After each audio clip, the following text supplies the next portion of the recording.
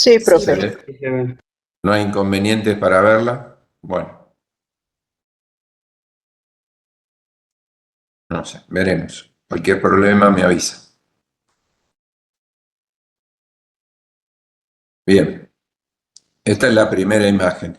La idea de esta imagen es entonces recordar la constitución del aparato genital femenino, sus distintos componentes. Hoy nos vamos a referir al útero, es decir, al cuerpo y cuello uterino, también a vagina y vulva, y dejamos para la próxima lo que nos quede, es decir, ovarios, después vamos a tener que ver mama, y placenta. Las relaciones anatómicas a recordar son siempre importantes. El útero en anteverso flexión en este caso. Acá está el cuerpo, el cuello, ahí tienen vagina y bueno, aquí estaría la región de la vulva. La relación importante hacia cara ventral, con la vejiga urinaria y hacia dorsal con el recto sigma. Bien, bueno, vamos adelante con lo de hoy. Dentro de los genitales internos hay que considerar ovarios, trompa de falopio, que estos se van a ver a posteriori. Hoy vamos a ver útero y vagina, son todos genitales internos. Los externos, hoy vamos a ver si dentro de los externos lo que es vulva, con sus labios, montepubiano, glándulas, mayores y menores. Y entremos entonces por el lado de lo que es vulva y vagina. Bueno, ¿qué es la vulva? La vulva en realidad es parte, como dijimos acá, de los órganos genitales externos y está constituida por labios mayores y labios menores, clítoris, vestíbulo, himen y monte pubiano. Todo esto hacia la vulva. ¿Qué son los labios mayores? Son pliegues, pliegues de piel con pelos, tejido adiposo, tabiques conectivos, fibras lisas y glándulas sebáceas y sudoríparas. Los menores, el tejido epitelial de revestimiento es estratificado plano, el conectivo es laxo vascularizado y hay abundantes glándulas sebáceas. Recordar entonces que tanto en labios mayores como en menores encontramos glándulas anexas. El clítoris tiene dos cuerpos cavernosos y un glande, luego está el vestíbulo con glándulas vestibulares, el himen y el monte pubiano. Todo eso, bueno, nos vamos a referir a algunas de las patologías que puede haber en vulva, ¿no? Desde ya las inflamaciones, también llamadas vulvitis, los quistes de glándula de Bartolino, los trastornos epiteliales no neoplásicos, donde hay dos, el líquen escleroso y la hiperplasia de células escamosas, también conocida como líquen simple crónico, y las neoplasias, donde citamos algunas benignas, otras malignas. Benignas, el hidradenoma papilífero es común de ver en esa región, los condilomas acuminados, por supuesto, generados por HPV, la neoplasia intraepitelial vulvar, que vamos a definir después qué es, el carcinoma epidermoide y la enfermedad de Payet extramamaria. No olvidar que también, por ser una región cutánea, podemos encontrar melanomas, neoplasia maligna de los melanocitos. Las vulvitis, fenómeno inflamatorio, en general pueden ser dermatitis irritativas o alérgicas por contacto, puede haber vulvitis virales, herpéticas, por ejemplo por el virus herpes simple de tipo 1 o 2. La gonorrea también afecta a la vulva, con compromiso de las glándulas vulvovaginales, no olvidar de la sífilis, con el chancro sifilítico en esa localización, cándidas, y las llamadas bartolinitis, que son inflamaciones de las glándulas de Bartolino, que en algunos casos pueden dar un quiste por retención. Wow, fíjense ustedes. Este sería un quiste de glándula de Bartolino que llama la atención macroscópicamente en la vulva. Y estos otros quistes, que hay que diferenciarlo de este otro, corresponden a otro tipo de formación, que son quistes llamados de inclusión o epidérmicos o pilosos. O sea, son de diferente origen. Este se origina en glándula de Bartolino y hace un quiste, y estos se originan en quistes llamados de inclusión, generalmente son pilosos, asociados a folículos del pelo. Recordar entonces, pueden ser de Bartolino, pero bien pueden ser otros quistes llamados epidérmicos y pilosos. Luego están los trastornos que llamamos epiteliales, no neoplásicos. ¿Cuáles son? El líquen escleroso y la hiperplasia de células escamosas. Dijimos que hay dos. Esto se puede manifestar con esto que ven acá, que se llama leucoplasia, que no es más que lesión blanquecina. Es un término solamente descriptivo, clínico. Se usa mucho en clínica y en clínica ginecológica. Puede corresponder tanto a lesiones benignas, premalignas como malignas. O sea que este diagnóstico aislado no nos dice cuál es la naturaleza de la lesión. El término de distrofia atrófica, hiperplásica, craurosis, eran términos un poco antiguos, que ya, digamos, hoy se circunscriben a estos dos que vimos acá. Así que hoy vamos a tomar en cuenta el líquen escleroso, que era sinónimo de la distrofia atrófica o craurosis, y en segundo término la hiperplasia de células escamosas, como trastornos epiteliales, pero no neoplásicos. Leucoplasia solo me dice que hay una mancha o mácula blanquecina, no me dice más que eso. Puede corresponder a distintos tipos de lesiones. El líquen escleroso, uno de esos dos, antes llamado craurosis vulvar, probablemente autoinmune, genera prurito, además de una lesión blanquecina, se manifiesta por picor, o sea, prurito, que puede erosionarse. Y en algunos casos cicatriza tardíamente por el proceso inflamatorio y puede llevar a un estrechamiento de la zona. El líquen escleroso comienza como pápulas, blanquecinas, fíjense ustedes que pápulas o placas, en región vulvar anterior y alrededor del clítoris. El carcinoma de la vulva es más frecuente que se desarrolle en pacientes que tienen líquen escleroso, pero no significa que todo líquen escleroso desarrolle un carcinoma. Entonces, 13% de pacientes con líquen escleroso pueden hacer carcinoma. 13% aproximadamente. La incidencia de cáncer de vulva en mujeres sanas es mucho más bajo. O sea, podría ser considerado como un factor predisponente, pero no necesariamente premaligno. El líquen escleroso y atrófico. Acá lo ven, como placas blanquecinas, esto se puede definir como leucoplasia. Áreas de escoriación, que son estas que ven acá, más rojizas, y otras purpúricas, donde entonces hay extravasación de glóbulos rojos, por eso es purpúrica.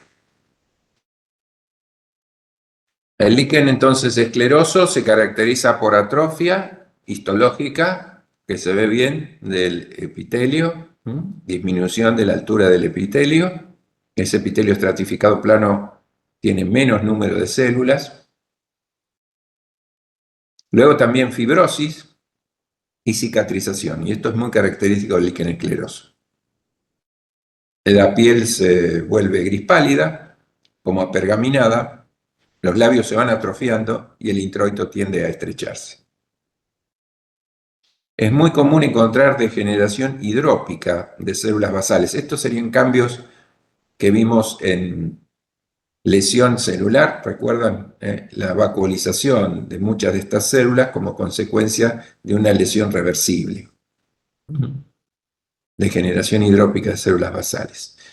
Y luego por debajo, en dermis, vemos un tejido fibroso colágeno denso y más en profundidad, linfocitos. Este es el aspecto histológico común del líquen escleroso y atrófico. Este sería otro ejemplo, obviamente acá hay hiperkeratosis, cierto adelgazamiento o atrofia en este sector, esclerosis por debajo y más hacia profundo, lo que ven es infiltrado inflamatorio linfocitario crónico. El otro cuadro, dentro de estas lesiones no neoplásicas de la vulva, es la hiperplasia de células escamosas, también llamado líquen simple crónico. La hiperplasia de células escamosas se va a originar la mayoría de las veces por un rascado a consecuencia del prurito, y la lesión se manifiesta como leucoplasia también. Hay hiperkeratosis. A diferencia del anterior, acá ya no hay atrofia, sino que hay hipergranulosis y cierta hiperplasia que se ve muy bien de células escamosas y un infiltrado linfocitario por debajo. Este no está considerado como precursor significativo de cáncer de vulva, pero cuidado porque algunos de estos casos pueden pasar desapercibidos una neoplasia intraepitelial vulvar que esté presente y esta sí es precancerosa. Bueno, vamos a ver, esto sería un ejemplo clínico de una hiperplasia de células escamosas o líquen simple crónico. Como ven, el engrosamiento de los labios y el cambio de coloración, que se puede ver así: hiperkeratosis, acantosis, que es aumento de espesor del estrato medio, y papilomatosis, el ascenso de las papilas. Esto es muy característico junto con el infiltrado linfocitario del líquen simple crónico o hiperplasia de células escamosas. Acá no hay atrofia, esto no es líquen escleroso y atrófico, sino es una hiperplasia de células escamosas. Bueno, la otra lesión que sí es neoplásica, que se puede ver en la región, son los condilomas. Condiloma acuminado que puede ser único o múltiple, como en este caso, lesiones blanquecinas, exofíticas, verrugosas, benignas, provocadas por el papiloma virus humano, sobre todo en las cepas de bajo riesgo. Este sería otro ejemplo de una lesión exofítica benigna por HBV, se llama condiloma acuminado. Y esta es la histología. Hay una hiperplasia epitelial, como ven acá, junto con una papilomatosis, o sea que hay acantosis, papilomatosis, y se alcanzan a ver ya algunos cambios o modificaciones celulares, sobre todo en superficie, que corresponden a coilocitos, como ven acá. Coilocitos se ven como células con un halo claro y un núcleo hipercromático e irregular. Es muy característico de verlos en las infecciones por HPV o por VPH en la región superior del epitelio. Es ahí donde se manifiestan los coilocitos, no en las células basales. El virus generalmente penetra el epitelio por una mínima escoriación en superficie, penetra hacia las células basales, luego cumple todo su ciclo y expresa los cambios en superficie. Acá se ven muy bien los coilocitos, no confundir con células neoplásicas, no lo son. Primariamente a esto se lo llamó atipía coilocitótica porque realmente muestra ciertas características preocupantes, pero no son células, digamos, de un carcinoma. Simplemente son coilocitos, un espacio claro alrededor del núcleo retraído e hipercromático. Siempre se ven en superficie. La parte basal no muestra coilocitos. Puede haber aumento del índice mitótico, como ven acá, pero los coilocitos se expresan en superficie. Esta también es una neoplasia benigna, que la mencionamos hoy, es el hidradenoma papilífero. Y es una neoplasia glandular benigna, la más frecuente que se puede ver en vulva, como consecuencia de una neoformación que resulta de las glándulas anexas, sudoríparas de la región. Tiene proyecciones papilares con células secretoras y mioepiteliales. Todo esto es el tumor, que es un tumor benigno, originado en glándulas sudoríparas. Células secretoras, muchas de ellas que tienen el borde desflecado en superficie. Y otras que son mioepiteliales están más profundas. Bueno, esto sería también una neoplasia, se la llama VIN o NIV, neoplasia intraepitelial vulvar. También se manifiesta como leucoplasia muchas veces, puede comprometer el labio mayor o labio menor y la zona del vestíbulo. Entonces, cuando hablamos de VIN, ya es una neoplasia verdadera intraepitelial vulvar, que puede ser de grado 1, 2 o 3, diferentes grados de displasia que transcurren hacia el carcinoma in situ. Tenemos dos tipos de VIN. Uno es el clásico, también llamado enfermedad de Bowen. Se ve en jóvenes, sobre todo por HPV 16-18 de alto riesgo. Y por el otro lado tenemos el VIN simple, o llamado diferenciado también, que esto se ve en mujeres mayores, posmenopáusicas, no asociado a HPV, pero que muta P53. Bien, entonces, dentro de vulva, dos neoplasias intraepiteliales vulvares para recordar, la forma clásica asociada a HPV en más jóvenes y en posmenopáusicas el bien llamado simple, no asociado a HPV, pero que muta P53. De estos pueden resultar carcinomas epidermoides en su evolución.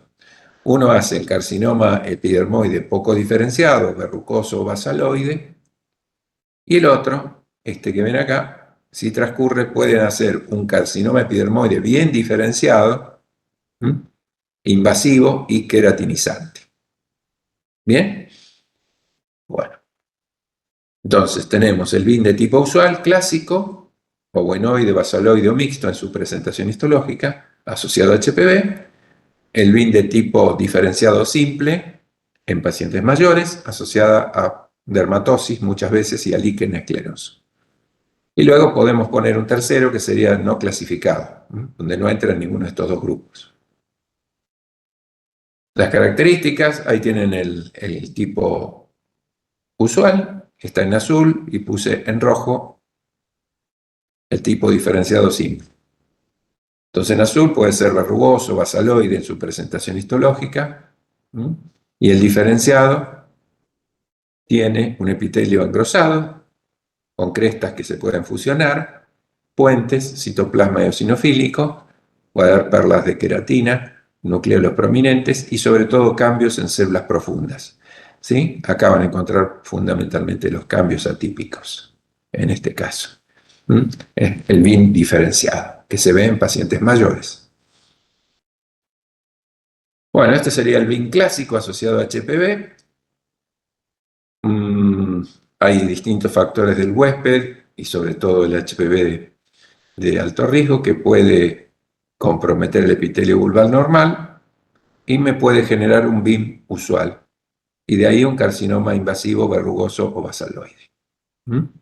Esto sería la vía entonces tradicional del BIM clásico a partir de una infección por HPV de alto riesgo. Estas son imágenes todas para ver cómo es la biopsia en el caso de BIM clásico verrugoso con HPV positivo. Así se ve. Si yo hago P16 está sobreexpresado generalmente y esto es todo lo que ven de color marrón por inmunistoquímica.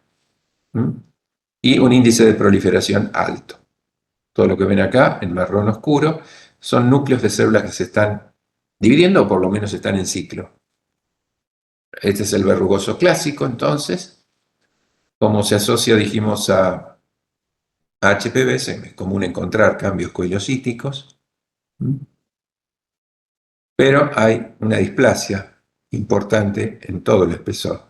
Si esto lo tenemos que gradificar, sería un BIN3, lesión intraepitelial escamosa de tipo 3, porque prácticamente todo el espesor epitelial tiene células con características atípicas. Otro ejemplo donde hay falta de maduración y atipia también en distintas alturas. Mismo acá. Fíjense que hay algunos núcleos que parecen virales, pero otros no, más grandes, más pequeños, en prácticamente todo el espesor. Sería un BIN3. Acá se ve mejor. Clásico, verrugoso, alto índice mitótico, atipías citológicas. Acá lo mismo. Y el hallazgo de mitosis anómalas que ponen entonces la marca de que esto es un BIN clásico, verrugoso o BIN3. Prácticamente son considerados carcinomas in situ. Ahí tienen otro que es llamado basaloide, donde las células son menos diferenciadas, más parecidas a las basales. La diferencia de este otro, que sería más llamado verrugoso. Parece más verruciforme. Este otro, más considerado el tipo basaloide. Los dos son BIN clásico. El basaloide tiene todas las células semejantes a las células basales. Pero el compromiso en este caso es de todo el espesor también. Si hacemos P16 sobreexpresado, y los HPV que se estuvieron en juego acá es el 16 y el 33. Y si hacemos un I67 o MIB1, vemos que prácticamente todas las células están en ciclo, tanto las profundas, intermedias como las superficiales. HPV positivo, otro ejemplo. El otro VIN es el simple diferenciado en pacientes mayores que mutan P53, no asociado a HPV. Pueden tener antecedentes de líquen escleroso o líquen plano, recuerden.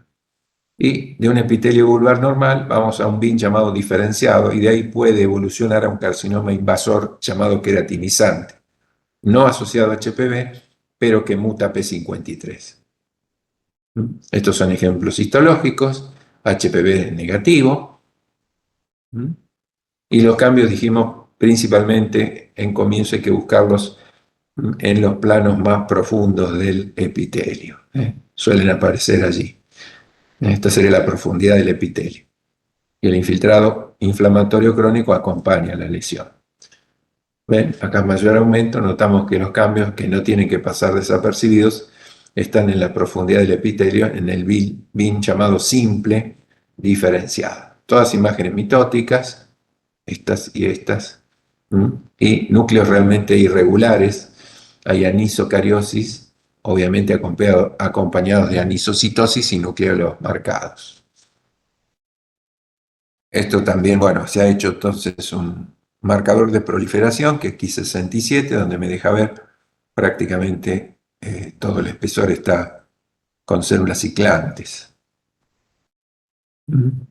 Bueno, ahí tenemos un VIN simple y un carcinoma epidermoide queratinizante que resultó de este VIN que progresó desde esta forma in situ, digamos, a una forma ya invasora con globos córneos.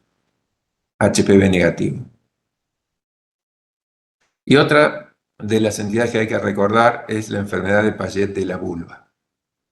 Vamos a ver que hay una enfermedad de Payet de la mama, hay una enfermedad de Payet extramamaria, como es el de la vulva, y después hay una enfermedad de Payet del hueso que no tiene nada que ver con estas dos. La enfermedad de Payet de la vulva se manifiesta por placas rojizas, escamocostrosas, y en la biopsia, o sea, ven esto así, hacen biopsia y encuentran células aisladas o en grupo que están dentro de la epidermis, ¿sí? Todas estas parecen como agregadas a la epidermis, ahí están, contienen mucina en el citoplasma, que se colorea con las coloraciones para mucina, como el PAS, azul alciano y musicarmín, y no siempre encontramos por debajo de estos cambios superficiales, no siempre encontramos por debajo un carcinoma. O sea que esta es la manifestación epidérmica que suele desarrollar el llamado enfermedad de Payet de la vulva. Son células epiteliales con características atípicas y que contienen mucina. Uno de los diagnósticos diferenciales de esto va a ser el melanoma, donde también encontramos células semejantes intraepidérmicas cuando están in situ. Todo esto es enfermedad de Payet de la vulva. Fíjense cómo a veces se ha extendido todos estos cambios celulares, no solamente en la base, sino en la parte media del epitelio escamoso. La citoqueratina 7 es un buen marcador para denotar su origen. Esto nos da el melanoma, sería negativo, pero acá da positivo, y esto me está marcando de que es una enfermedad de Payet vulvar. En cambio, el melanoma, que lo tenemos acá para diferenciarlo del anterior, es un tumor maligno de los melanocitos. Fíjense que los cambios pueden ser parecidos cuando está intraepidérmico, pero estas células van a ser S100 positiva, melana positiva y HMB45 positivo, que son tres marcadores que se usan para melanoma. Así que tener en cuenta que como diagnóstico diferencial de la enfermedad de Payet extramamaria vulvar, también tenemos que considerar en el diagnóstico diferencial al melanoma. Bueno, conclusiones del BIN: hay un tipo usual clásico, un tipo diferenciado. El usual clásico se asocia a HPV, el de tipo diferenciado no, y muta P53. En vagina, ¿qué podemos encontrar? Anomalías del desarrollo, sí, puede haber tabique, quistes, adenosis, bueno, y las inflamaciones se llaman vaginitis, de origen infecciosa. la mayoría de las veces por cándida o por tricomonas. Luego está, fíjense acá también, neoplasia intraepitelial vaginal, ahora no vulvar, sino va por vaginal, el vaín, ¿m? Que es muy semejante a lo que vimos en vulva, pero en vagina, el vaín. Y el carcinoma epidermoide, dentro de los malignos, se puede ver asociado a HPV y recordar esta neoplasia maligna que también se ve en la región, que es el rabdomiosarcoma embrionario, se ve en niñas, o también llamado sarcoma botrioides. Este es un ejemplo de una pieza extirpada de un rabdomiosarcoma embrionario o sarcoma botrioides, y esta es la histología clásica con células pequeñas, redondas, azules. ¿Mm? Bueno, vamos a los genitales internos, pero nos vamos a referir hoy solamente al cuerpo y cuello uterino. Dejamos el resto para la próxima. Útero, bueno, órgano hueco, impar, medio, intrapélvico, piriforme. Suele medir 8 por 5 por 2,5 centímetros y 50 gramos de peso en mujeres nulíparas que no han tenido gestaciones. Luego de gestaciones pueden estos tamaños aumentar. Limita con vagina, obviamente, y con anexos uterinos, trompas y ovarios, y se divide anatómicamente en cuerpo, istmo y cuello. Ahí lo tienen, en la pieza macroscópica se abrió en sentido longitudinal. Este sería el fondo que se corresponde con esta zona. Este es el cuerpo propiamente dicho, el istmo y obviamente el cuello.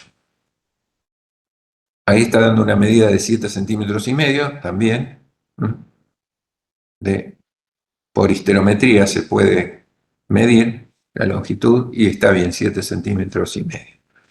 Bueno, aparato genital femenino, dijimos entonces, vamos al útero y después al cuello. Empecemos por el cuello primero, antes del cuerpo. El cuello, recuerdan que se divide en exocervix y endocervix. El tipo de revestimiento es muy clara la diferencia. El endocervix es un cilíndrico simple mucosecretante y luego cambia por un epitelio estratificado plano no queratinizado en el exo que se refleja en la pared de la vagina. ¿Sí? Esta zona, que es la zona de transformación, puede ser abrupta o puede ser transicional, donde está el orificio cervical externo. Transicional porque podemos encontrar metaplasia pavimentosa muy frecuentemente en esa región. Es un cambio adaptativo reversible. Pero también esta es una región donde pueden desarrollarse lesiones premalignas y malignas del cuello uterino. Este sería un cuello normal o casi. Acá solo se ve un quiste que protruye de profundo y es un quiste de Nabot, pero prácticamente estos cuellos son normales. El orificio cervical externo se ve ahí. Todo sería exocervix y el endocervix se continuaría en el conducto endocervical. Pero eso es variable porque de acuerdo a la edad y al tenor estrogénico, ese límite se puede correr hacia adentro o hacia afuera. Es lo que se ve acá. Supongamos que esto es lo que uno esperaría encontrar. El epitelio escamoso del exocervix se continúa con el de la vagina y luego en el canal o conducto endocervical hay epitelio cilíndrico simple mucosecretante. Y suele coincidir, no siempre, el orificio cervical externo con esos cambios de epitelio. ¿Qué pasa en mujeres más jóvenes? A veces lo que ocurre es una ectopía o ectropión, es decir, una proyección del endocervix hacia el exocervix. Y puede no coincidir exactamente el orificio cervical externo con el cambio de los epitelios. Es decir, acá vemos un sector que está revestido por epitelio cilíndrico endocervical. Y a esto se le llama ectopía o ectropión o eversión.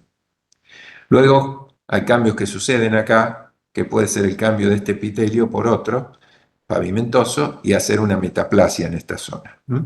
Eso se puede ver y es prácticamente un fenómeno fisiológico en mujeres jóvenes.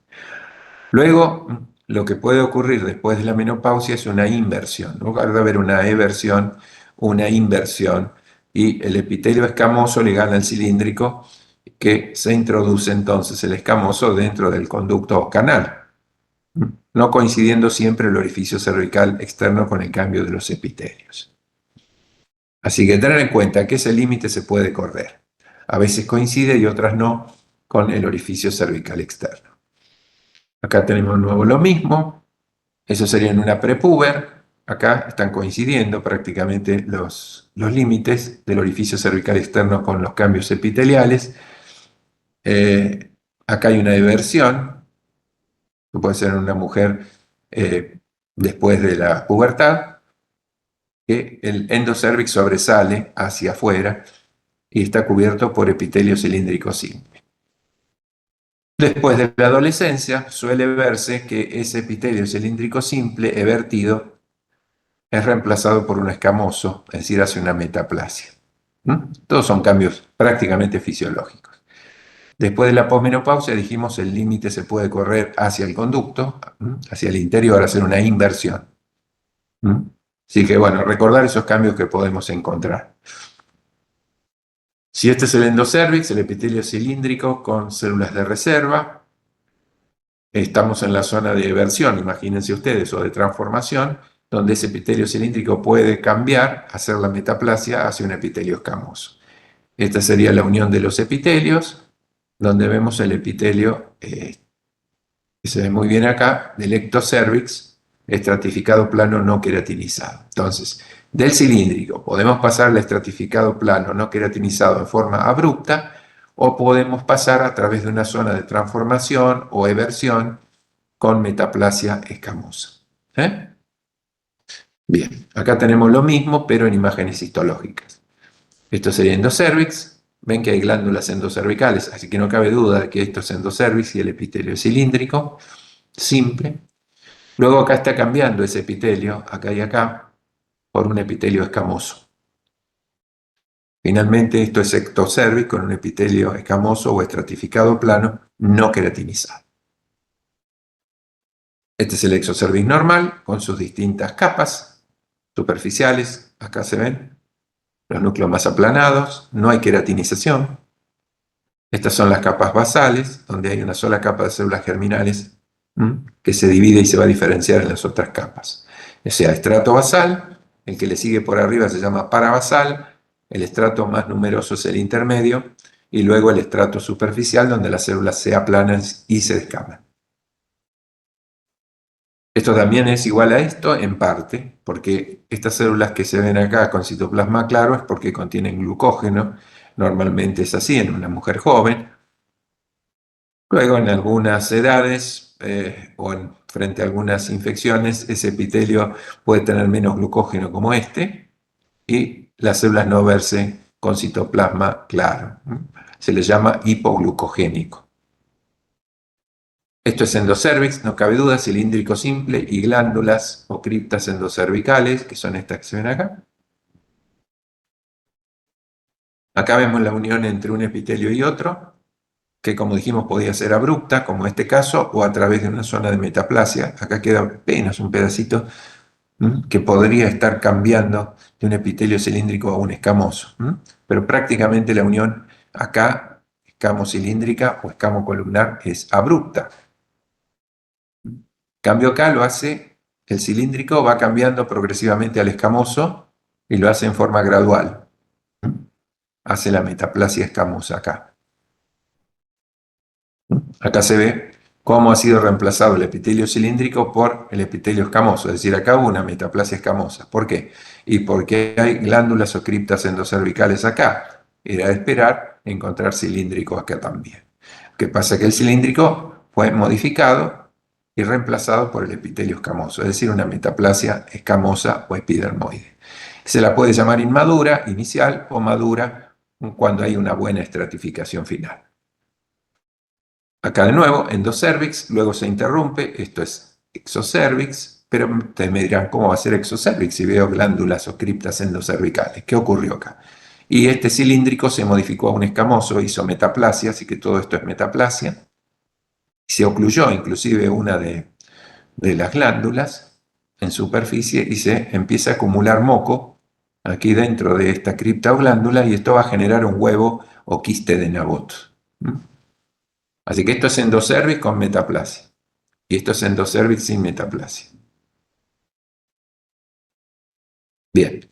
Luego están los fenómenos de hiperplasia. Son también cambios adaptativos que ya conocen, que me pueden generar una hiperplasia de cuello, estoy hablando, de tipo poliposa y hacer el pólipo endocervical, que es un área focalizada de hiperplasia. Generalmente se va formando un pedículo, se ubica sobre todo en el canal, con un eje conectivo y se ve con relativa frecuencia. Pólipo endocervical. En general son lesiones benignas. Luego está la hiperplasia microglandular. Acá hay una proliferación circunscripta donde se forman estructuras tubulares muy pequeñas. Puede ser manifestarse como pólipo sésil, sobre todo en mujeres que toman anticonceptivos orales. O sea que el hecho de tomar anticonceptivos orales por largo tiempo puede generar una hiperplasia microglandular en el cuello uterino. Este sería un pólipo endocervical clásico, con eje conectivo vascular. Todo lo que se ve acá son vasos dentro del tejido conectivo, y lo que se ve por fuera es un revestimiento epitelial irregular, pero si uno analiza bien ve que prácticamente todo es cilíndrico simple, de tipo endocervical. ¿Puede ocurrir sobre este pólipo, sobre ese epitelio metaplasia? Sí, puede haber metaplasia escamosa también en el pólipo endocervical. Bueno, luego están las infecciones que se les ocurre a ustedes del aparato genital femenino, por cándida, por Gardnerella, por tricomonas, por Neisseria gonorrhoeae, por clamidias, por Ureoplasma ureliticum, por treponema pallidum en el caso de la sífilis, por virus herpes, por virus del papiloma humano y otro virus que genera lo que se llama una lesión muy característica que se llama molusco contagioso. Bueno, todas estas infecciones pueden generar patología en el cuello uterino. Y hay que saber verlas, Profe, ¿sí? una duda.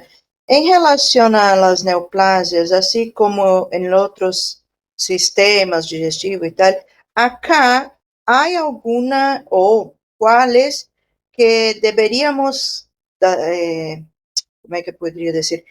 Poner un poco más de enfoque en la hora del parcial, porque esta es más frecuente, esta es más grave, o Bueno, son por iguales que no, tenemos como que lesiones, estudiar, sí, sí, todo.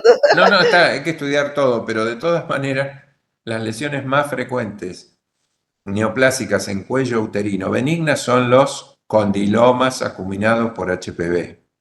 Y las malignas en cuello uterino, el carcinoma epidermoide y el adenocarcinoma en segundo lugar, que se desarrolla en el conducto o canal endocervical. Estos son los más frecuentes neoplasias del cuello uterino, benignas y malignas. Todos estos que ven acá son Vale. cervicitis, es decir, inflamaciones. Esto es normal, el cuello normal, como lo ve un ginecólogo a través de un colposcopio, aumenta la imagen del cuello, está la pared de la vagina y esto es el exocervix, este es el orificio cervical externo. Cuando hay una cervicitis comienza a haber un exudado, que eso lo puede ver bien el ginecólogo, puede tomar muestras de ese exudado, hacer examen bacteriológico para definir cuál es el germen que está en juego acá. Y a veces se ve esto que ven acá, que es una ectopía, ectropio, no eversión, como decíamos hoy, donde está enrojecida la mucosa. Lo que ocurre es que esta es una mucosa que se ha evertido. Es endocervical que hizo la eversión. ¿Sí? Y lo que se ve más rojizo, seguramente si tomamos biopsia acá vamos a encontrar epitelio endocervical o bien una metaplasia escamosa.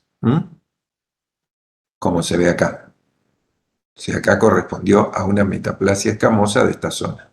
Acá hubo un cilíndrico que fue reemplazado progresivamente por un epitelio escamoso. Todos estos son imágenes colposcópicas con flujo, como puede ver el ginecólogo, a través del colposcopio. A veces como puntillados estas imágenes, muchas veces provocados por tricomonas. Este parásito genera este tipo de lesión, cérvico-vaginitis, con este exudado también o flujo muy característico. Y aquí tienen la tricomona, que es un protozoario móvil, anaerobio, ovoide, entre 10 y 20 micrones, tiene flagelos. Acá lo ven en la citología. A veces cuesta encontrar el flagelo, pero la coloración con hematoxilina eosina suele tomar una coloración así como ven acá, turquesa. Ahí ven el núcleo, la forma que tiene su citoplasma y compárenlo con estos que están acá afuera, que son leucocitos polimorfonucleares neutrófilos, dentro de lo que es el Papa Nicolau, citología cérvico-vaginal. Así que se pueden ver tranquilamente en las citologías. Esto sería por cándida, a veces la cervicitis puede ser por cándida albicans, como ven acá, y bueno, hay que buscar, y a veces se ven en la citología, las levaduras con sus brotes característicos. La Y llamada, todo ¿sí? eso se ve en el microscopio óptico. Sí, esto lo pueden ver, esto es la imagen macroscópica que ve el ginecólogo a través del colposcopio, que es un instrumento que tiene aumento y le permite ver a ojo desnudo. Y esto lo que ven acá es una citología, es decir, con el microscopio óptico se pueden ver estas levaduras, ¿sí?, que corresponden a Candida Y albicans. el triconosoma también. ¿El qué? Ah, El- la tricomonas. Tricomonas, este es un parásito, un protozoario. Esta también se puede ver, este también se ven bien con el microscopio óptico.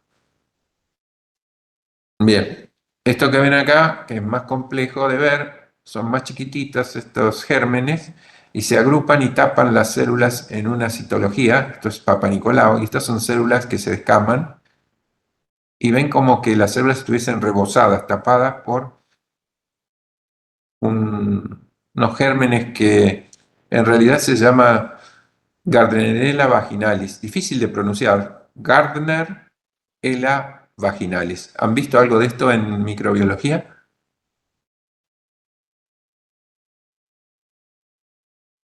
No llegamos en parásitos. Bien, no, este es un bacilo gram negativo que suele provocar lo que se llama vaginosis o vaginitis.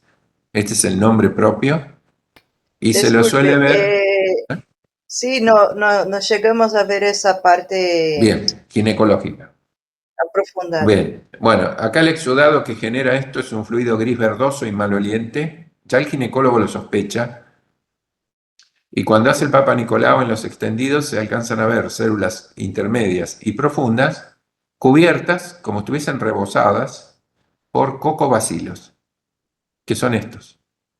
Estos bacilos gram negativos generan vaginosis o vaginitis. Esto es frecuente de ver también. O sea que yo le estoy dando lo frecuente es tricomonas, cándidas, Gardnerella, esos son los más comunes. Es decir, puede haber clamidias también que estén generando patología en ese nivel. Lesiones precursoras, vamos a ver las precursoras del carcinoma de cuello. Las lesiones precursoras del carcinoma de cuello uterino son lesiones intraepiteliales, quiere decir que todo se organiza dentro del epitelio. Es decir, la membrana basal está por debajo, todo ese epitelio escamoso se va modificando y van generando lo que se llaman las lesiones precursoras. ¿Cuáles son? Bueno, primero tiene que haber una hiperplasia epitelial, generalmente ocurre, aumenta el número de células. Luego se desorganiza, hace la anaplasia, se pierde la diferenciación, hay desorden, aumenta la relación núcleo-citoplasma, los núcleos aparecen de diferente forma y tamaño, anisocariosis, hipercromasia nuclear, es decir, aumenta la basofilia y se ven mitosis. Todos esos cambios dentro del epitelio son cambios precursores. Ahora, la terminología que se usa, antiguamente se usaba el término de displasia. Recuerdan que a veces lo mencionamos como un término viejo.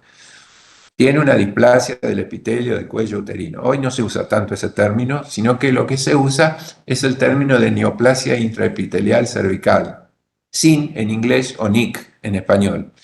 Está más difundido el término SIN, que si uno adquiere más fácilmente toda la terminología inglesa y es lo mismo que HPV. Dice HPV, pero en realidad es BPH. Lo mismo acá, puede ser SIN o NIC, como ustedes prefieran. Pero es una neoplasia intraepitelial cervical, lo que antes eran las displasias. Cambió un poco el concepto porque se trata de que serían lesiones neoplásicas desde el comienzo, que van progresando en el tiempo. A veces varios años necesita para ir progresando. Del 1 al 3 hay neoplasias intraepiteliales cervicales sin 1 a sin 3. Lo mismo pasaba en BIN, ¿recuerdan? Y en BAIN. Esto es sin. Lo vimos en vulva, lo vimos en vagina, lo mencionamos, y ahora lo vemos en cuello. Son lesiones intraepiteliales escamosas, neoplásicas. Bien, que van progresando hasta la forma in situ y luego, si continúa el proceso, va a terminar en un carcinoma invasor. Es decir, va a romper la membrana basal y va a invadir el conectivo subyacente. A veces para esos cambios necesitan años, de ahí la importancia de la pesquisa citológica del Papa Nicolau. O sea, puede detectar lesiones más tempranas curables. Bien. Lo que dice ahí debajo puede ocurrir, pero no es tan común que ocurra una invasión temprana. En general lo que uno ve es una progresión lenta. Bien, vamos a la que sigue. A ver. ¿Dónde se localizan las lesiones precursoras? Hoy hablamos varias veces ya de la zona de transformación, la eversión, la ectopía, la zona de unión de los epitelios, que ustedes en histología también conocían como lucha de epitelios. Bueno, esa es la zona más proclive a hacer estos cambios y donde hay que pesquisarlo. El promedio de edad para hacer un sin 1, que sería la lesión más leve, está entre los 25 y 28 años. Fíjense ustedes cómo va progresando en el tiempo. Ese sin 1 puede ir a sin 2 y a sin 3 a los 31 o 33 años. O sea que nos da bastante tiempo como para pesquisar. Para el carcinoma invasor, fíjense que se empieza a desarrollar generalmente estadísticamente alrededor de los 50. Quiere decir que si empezó a los 25, a los 50 puede tener un carcinoma invasor. Bien. Entonces, la infección que lo produce en general es el virus papiloma humano o HPV. 95% de los carcinomas invasores de cuello y lesiones precursoras tienen HPV, tienen ADN viral. No todos los HPV se relacionan con el cáncer de cuello. Ustedes saben que hay algunos de bajo y otros de alto riesgo. La lesión más común por HPV es el condiloma acuminado, que es benigno, pero hay otras cepas de HPV que son de alto riesgo y pueden generar carcinoma. ¿Estamos? ¿Cuáles son las de bajo riesgo? 6 y 11. Hay más.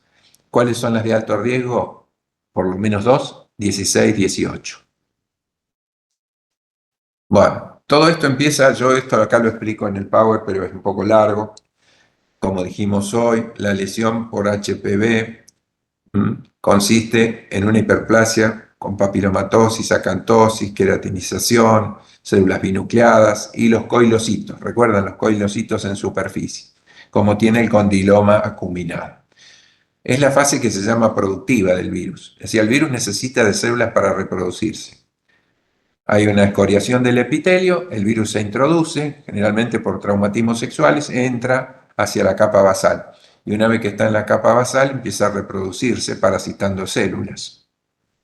Esa es la fase llamada productiva. Luego se va a expresar en superficie con esos cambios celulares que son los coilocitos. Eso se ve en el condiloma, por ejemplo, que es una lesión benigna siempre y cuando, obviamente, la cepa que está en juego sea la 6 o la 11. Bien, pero después lo que ocurre o puede ocurrir con algunas cepas es que se integren en el genoma, ¿sí? Entonces ahí la cosa nos cambia. Es una fase de virus integrado, donde se puede modificar el ADN y el virus tiene proteínas varias, de las cuales hay dos que son muy importantes, E6 y E7, que van a modificar el genoma del huésped. Una vez que lo modifican, la célula se puede transformar. Y en ese caso, entonces, a esta fase se le llama de integración. Y va a generar displasia, que es lo que vimos hoy, va a generar SIN. Y en la medida que ese SIN va siendo del 1 al 3, los coilocitos van a ir desapareciendo. Y las células se desorganizan en todo el espesor epitelial.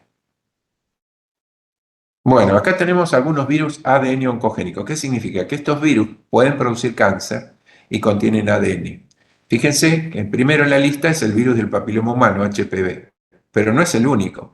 Está el virus de Epstein-Barr, el virus herpes del sarcoma de Kaposi, el virus de la hepatitis B y el virus polioma de células de Merkel. Todos estos virus contienen ADN y pueden generar cáncer. Pueden generar cáncer en distintas localizaciones. Ustedes ya conocen, por ejemplo, creo que vieron algo, cuando vieron linfomas, vieron el virus de Epstein-Barr. O sea que este virus puede modificar células y generar linfomas en algunos casos. Bien, vamos entonces. ¿Qué lesiones nos puede producir el HPV a nivel genital? El SIN, que es la neoplasia intraepitelial cervical, que puede ser 1, 2, 3. El VIN, que es la neoplasia intraepitelial vulvar, 1, 2, 3. ¿Recuerdan? Una de las formas de VIN era asociada a virus. Otro es el PIN, no confundirlo con el que vieron en próstata, ¿eh? En próstata vimos un PIN, pero que no era esto. Esta es neoplasia intraepitelial del pene, que también se puede denominar PIN. Y otra es AIN, que sería neoplasia intraepitelial anal, también asociada a HPV. Bien, esto es para explicar un poquito, en forma muy rápida y esquemática, cómo las proteínas E6 y E7 del virus pueden modificar las células humanas. Acá tenemos el virus HPV con la proteína que produce E6. Produce varias proteínas el virus, pero E6 y E7 son las más estudiadas. Esta proteína E6 en general tiene un efecto sobre P53. ¿De qué manera? Si P53, cuando está, digamos, no mutado, es un gen que genera la proteína P53, que es el guardián del genoma. Muy importante. Cumple una función de vigilancia. Es un gen supresor. ¿Qué puede ocurrir con esa proteína P53? Y lo que puede ocurrir es que esa proteína active VAX. Si no puede arreglar la situación, se va a generar apoptosis en la célula y asunto terminado, la célula se muere. Bueno, esa es una posibilidad.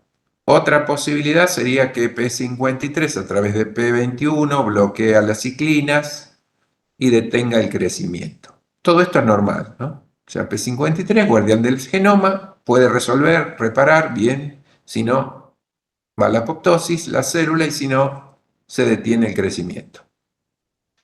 Estamos con el P53 normal. Pero fíjense ustedes que esta proteína 6 bloquea P53, o sea, el virus bloquea P53, entonces P53 deja de funcionar normalmente.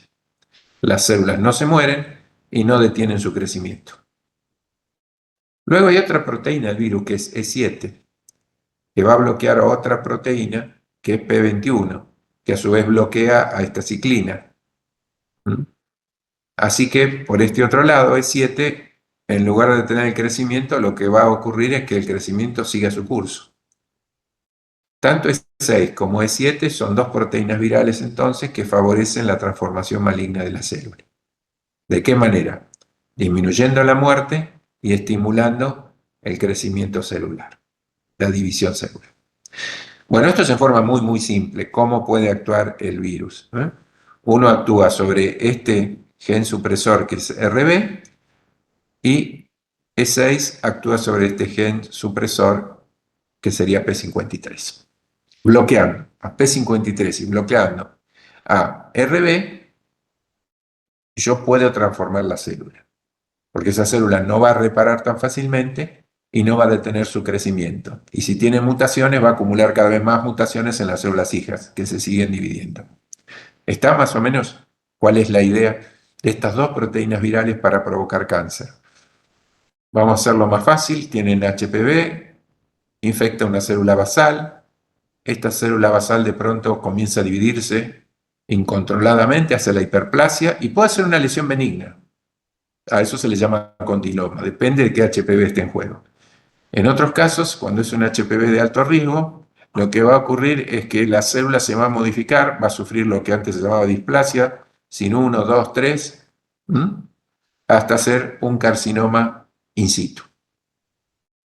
¿Estamos? O sea, esta sería la vía de transformación de la célula por HPV de alto riesgo, y esta sería otra vía que puede seguir la célula cuando el HPV de bajo riesgo me va a generar un condiloma.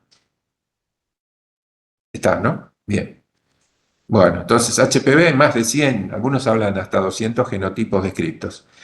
Pero 30 o 40 serían los importantes para nosotros, que se transmiten por vía sexual.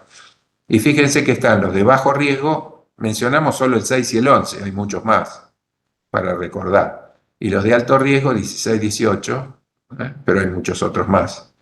Y unos que están ahora en la categoría de probable alto riesgo. Todo esto parece muy difícil de memorizar, por eso les digo, recuerden por lo menos hacia los de bajo riesgo y alto riesgo que hay vacunas actualmente, 6, 11 o 16, 18. Acá tenemos este esquema que está muy bueno, está en todos los libros. Es como ese epitelio escamoso se puede ir modificando hacia el SIN 1, SIN 2, SIN 3.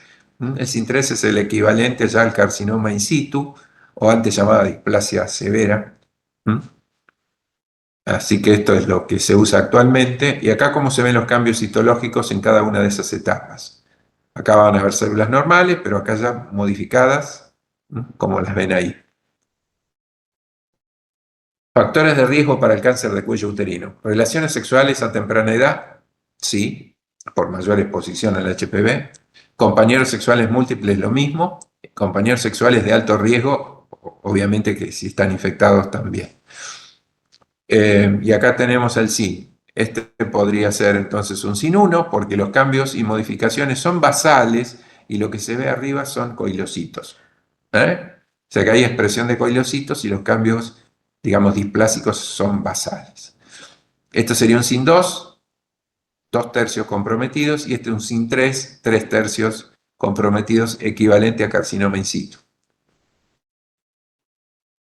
Este sería un SIN 1, las modificaciones son preferentemente basales y lo que se ve en superficie son coilocitos.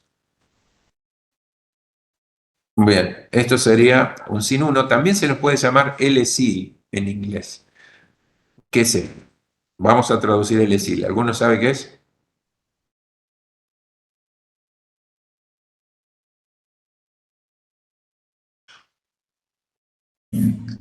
Lesión intraepitelial. Bueno, vamos a describirlo desde atrás para adelante, porque está en inglés. L por lesión. I, intraepitelial. S, ¿qué será? Escamosa.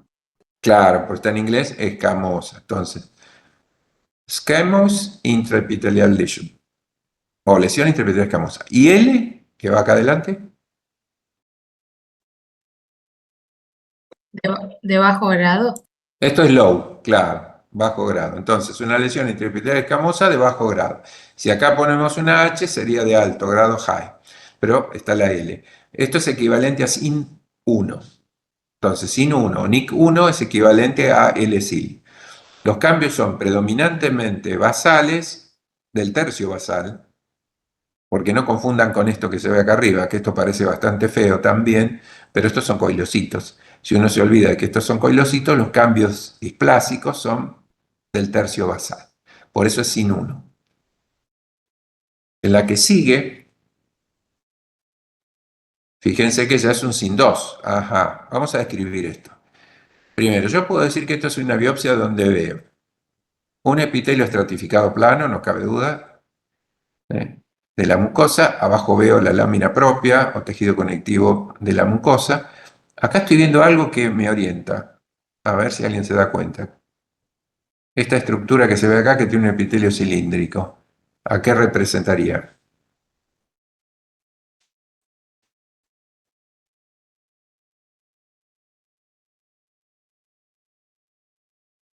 Es el endometrio. Un poquito más fuerte. A ver, que se Es el escuche. endometrio. No, estamos en cuello, ¿eh? No nos vamos del cuello. Ah, bueno, entonces es una glándula secretoria, ¿no? Muy bien, una glándula endocervical. Hay el corte de una glándula endocervical. Ahora, si yo les pregunto, ¿esto es exo o endo?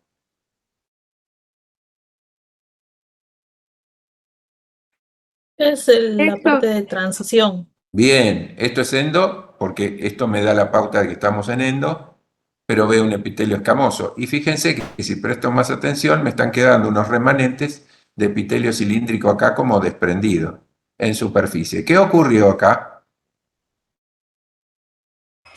Metaplasia. Muy bien, una metaplasia escamosa o epidermoide. Ahí está. Estoy en endocervix, ocurrió la metaplasia escamosa o epidermoide. Además de la metaplasia, veo que hay cambios celulares en el tercio inferior y medio. Así que acá hay varias cosas. Hay coilocitos por acá, que me marca infección viral. ¿Estamos de acuerdo?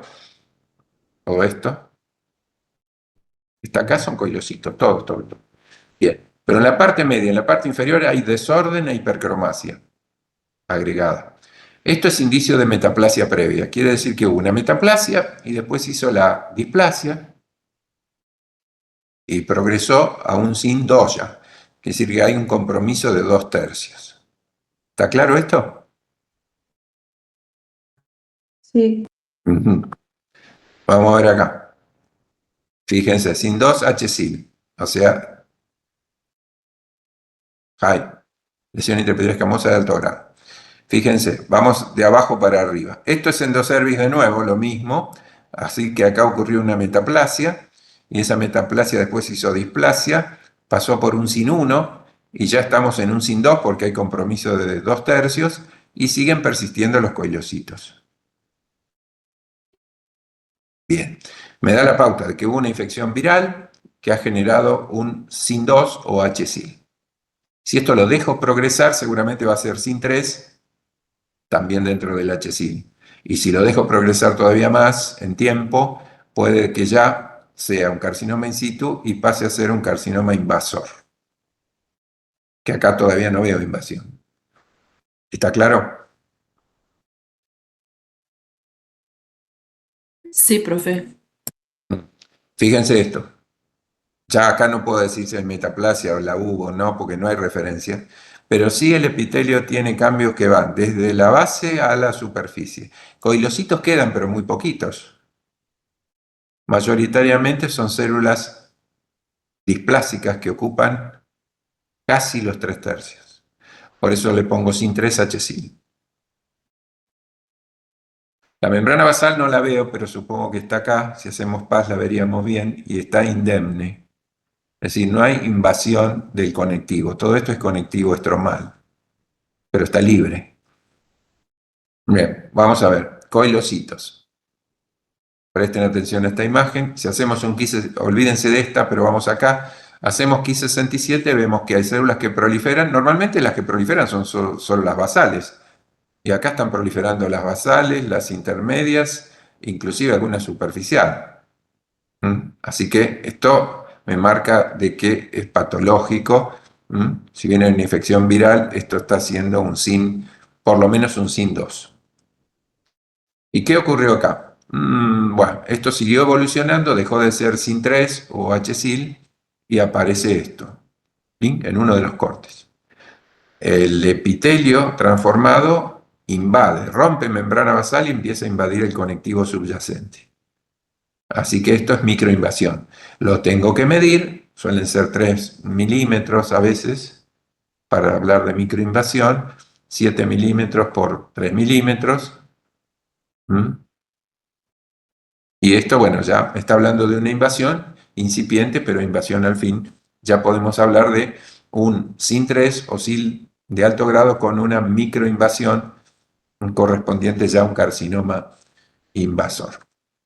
Esto obviamente que es una microinvasión acá, y todo esto que se ve, que puede confundir, son cortes tangenciales de glándulas con displasia o SIN 3.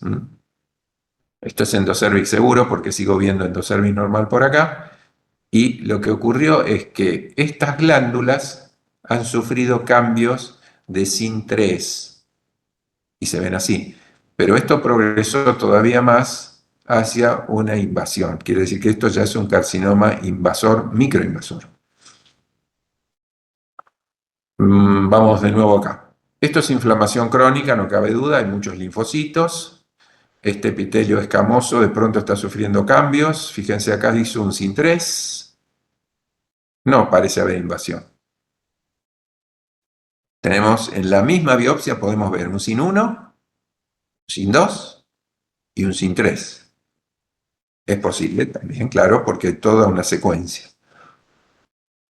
Y acá de nuevo la microinvasión, hay que estudiar muy bien todos los cortes porque a veces en esas proyecciones que son glándulas, que tienen sin 3, aparece una microinvasión. Le cambia el estadio, ¿no?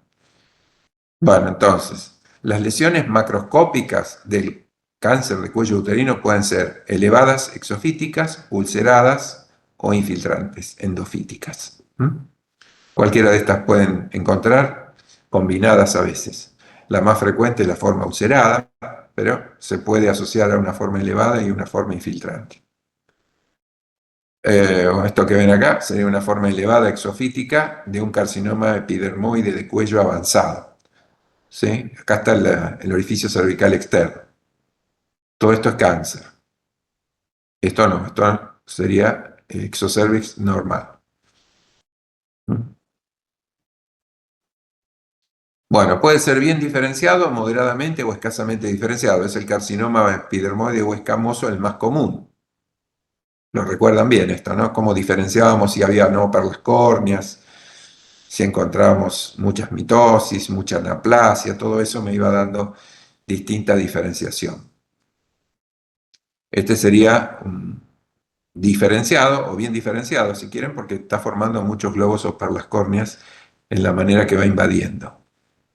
Todo esto es invasor. Ahí se ven bien las perlas o globos córneos.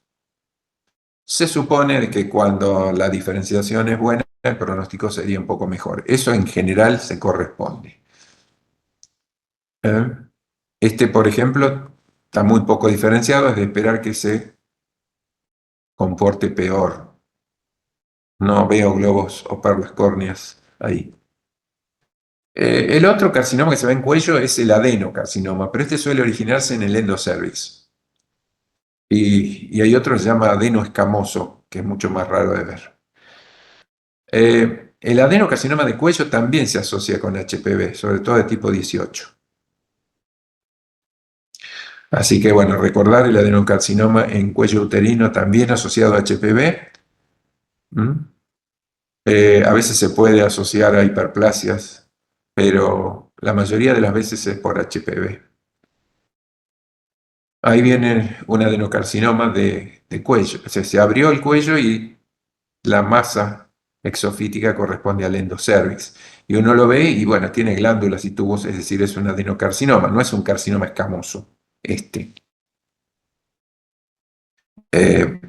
este que ven acá se los menciono porque el neuroendocrino, como suelen ser los carcinomas neuroendocrinos, poco frecuentes, pero es similar al microcítico de pulmón. Se asocia con HPV de alto riesgo, muy agresivo y mal pronóstico. Entonces recuerden que hay un carcinoma neuroendocrino de cuello uterino de mal pronóstico asociado a HPV.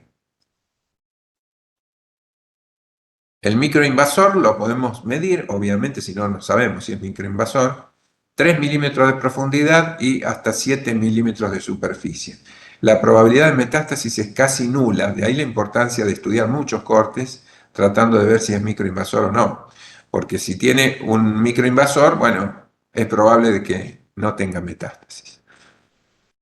Luego, cuando se hace ya invasión, la invasión esa se hace francamente visible, puede ser una infiltración local del cuello, pero se puede extender a vagina, vejiga, uréteres, recto, los parametrios, y también se puede diseminar a distancia.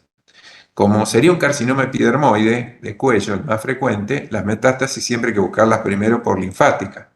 ¿A dónde? Cuidado, no va a ir a los ganglios inguinales, va a ir a los ganglios pelvianos, ilíacos internos y externos. ¿Y la metástasis por vía sanguínea a dónde? Y son poco frecuentes, pero pueden sí comprometer hígado o pulmón.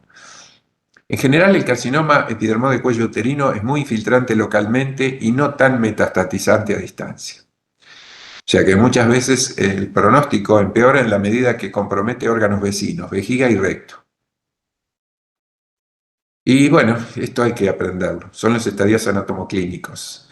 0 sería carcinoma in situ, equivalente sin 3, SILH. Estadio 1, limitado al cuello. Por lo menos lo que está en azul. 1, limitado al cuello. Podrá ser microinvasor, invasor, etcétera. Se le pone una letra al lado o un número. Estadio 1, cuello. 2, extendido más allá del cuello hasta 2/3 superiores de vagina sin alcanzar la pared pelviana. 3, extendido a pared pelviana y puede comprometer tercio inferior de vagina. 4, extendido más allá de pelvis con compromiso de vejiga y o recto, y se incluyen acá también las metástasis. No es difícil entonces. Los estadios anatomopatológicos del cáncer de cuello uterino. 0 in situ, 1 cuello, 2 más allá del cuello hasta 2/3 superiores de vagina sin alcanzar la pared. Estadio 3, extendido a la pared pelviana o tercio inferior de vagina. 4, más allá de la pelvis, compromiso de vejiga y o recto, se incluyen las metástasis. Bien, entonces esto recuérdenlo. Resumen, factores de riesgo. Casi todos los carcinomas se asocian con HPV de alto riesgo. Acá tienen algunos de los de alto riesgo. Las proteínas a recordar E6 y E7, que van a inactivar P53 y proteína RB. Conducen a la proliferación y a la pérdida de la apoptosis. Recuerden que está también E5, que es responsable del coilocito, pero bueno, las dos que tenemos que recordar en cuanto a la transformación maligna son E6 y E7, principalmente porque también tienen que ver con la telomerasa.